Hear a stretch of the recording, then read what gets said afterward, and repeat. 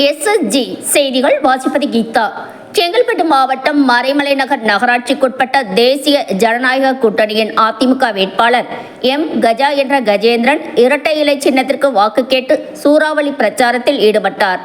6வது வார்டு மாதா கோவில் பகுதியில் வார்டு செயலாளர் RS சத்யநாராயணன் ஏற்பாட்டில் அதிமுக நகர பெண்கள் ஆரத்தி எடுத்து சிறப்பான வரவேற்பளித்தனர்.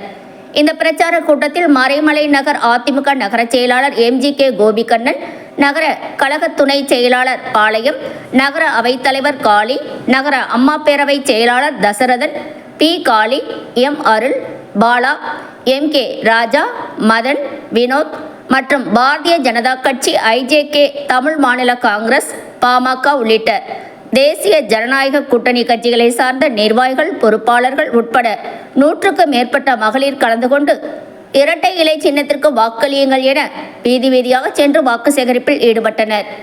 எத்தனையோ பேர் இருக்கீங்க. இன்னைக்கு இந்த ஆட்சியாளர்கள் செஞ்ச சாதனை என்ன அப்படின்னு கேட்டீங்கன்னா, அவங்க ஆட்சி பொறுப்பு ஏற்றதுல இருந்து செஞ்ச மிகப்பெரிய சாதனை தெருவுக்கு தெருவு, முச்சந்திக்கு முச்சந்தி, கஞ்சா, போதை மாத்திரை, போதை ஊசிய 15-16 வயசு இளைஞர்கள் கிட்ட கொண்டுட்டு வந்து சேர்த்ததான் திமுகவுடைய மிகப்பெரிய சாதனையா இருக்கு. உண்மையா இல்லையா நான் சொல்றது?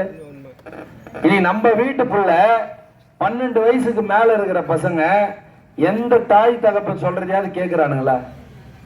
நம்ம வயசுல, அந்த வயசுல இருக்கிற பிள்ளைங்க கோழி பம்பரம் விளையாடுனா ஓடி போய் ஒளிஞ்சுக்குவான், பார்த்துட்டு எங்கடா அடிக்க போறாங்க, அம்மா அப்பா கிட்ட சொல்ல போறாங்க. ஆனா இந்த திமுக ஆட்சி பொறுப்பேற்றதுல இருந்து கஞ்சா போதை பழக்கங்களுக்கு, தீய பழக்கங்களுக்கு மாணவ செல்வங்கள், ஒரு இந்திய பிரஜையா நம்ம ஒரு குடிமகனா இருக்கிறதுக்கு நமக்கு அடிப்படை தேவையான ரோடு, காவா, அடுத்த நிமிஷம் தூக்கி எரிஞ்சிட்டு யாரு செய்வாங்களோ அவங்கள கூட்டணிங்க ஆட்சியில நிறுத்துறோம். அதை செய்ய தவறுனது திமுக. 5 ஆண்டு காலமா எத்தனையோ வாக்குறுதியில கொடுத்தாங்க. நீட் தேர்வை ரத்து பண்ணாங்களா? ஏழை எளிய மாணவர்கள்லாம் அதை நம்பி எத்தனை மாணவர்கள் 12ஆம் வகுப்பு படிச்ச மாணவர்கள் கல்லூரிக்கு போகாம 1 வருஷம் 2 வருஷம் வீட்டுல இருந்தாங்க.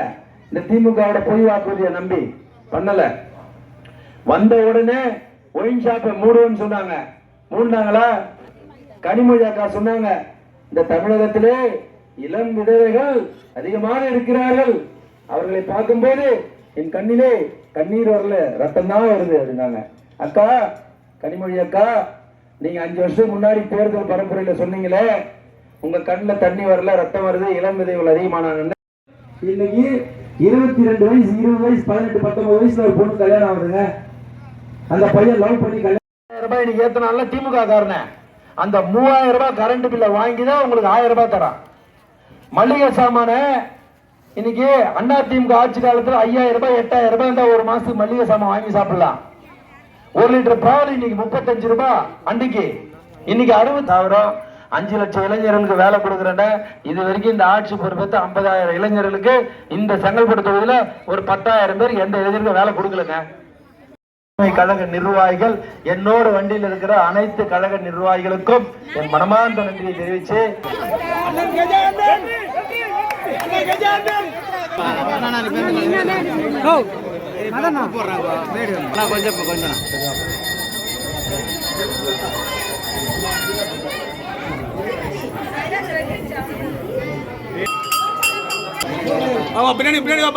பின்னாடி வாப்பா.